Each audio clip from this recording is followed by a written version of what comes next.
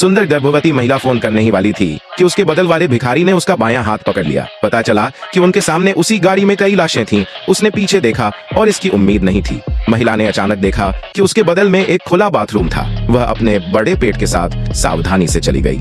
यह देखने के बाद कि बाथरूम सुरक्षित है, वह पहले छिप गई एक छोटी लड़की और फिर सीमित गतिशीलता वाला एक बूढ़ा आदमी।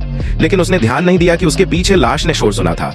इस समय महिला बाथरूम में छिपने में कामयाब रही पति को अचानक अपनी पत्नी का फोन आया और वे गाड़ी संख्या 13 के बाथरूम में फंस गए थे, लेकिन वे गाड़ी संख्या 9 में थे।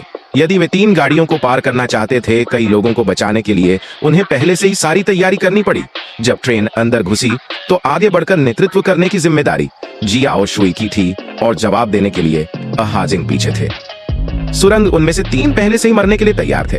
मागे ने पहले उनमें से एक को लात मारी, हो गई, फिर एक को नीचे गिरा दिया और फिर उसकी गर्दन पकड़ ली और मछली को रोकने के लिए उसे दूर फेंक दिया, जाल के माध्यम से फिसलना।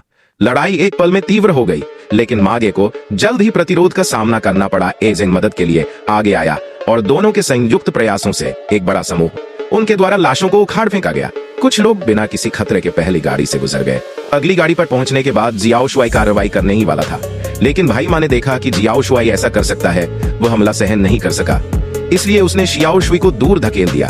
एक को मुक्का मारा, सिर पकड़ लिया और दूसरे को धक्का दे दिया और एक पल में 4 लाशों को मार डाला।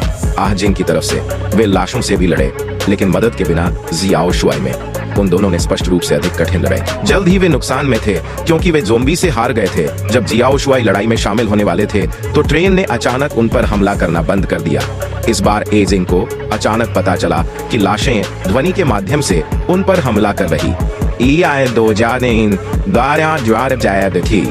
लड़ाई एक पल में तीव्र हो गई, लेकिन मागे को जल्द ही प्रतिरोध का सामना करना पड़ा। जिंग मदद के लिए आगे आया और दोनों के संयुक्त प्रयासों से एक बड़ा समूह उनके द्वारा लाशों को उखाड़ फेंका गया। कुछ लोग बिना किसी खतरे के पहली गाड़ी से गुजर गए।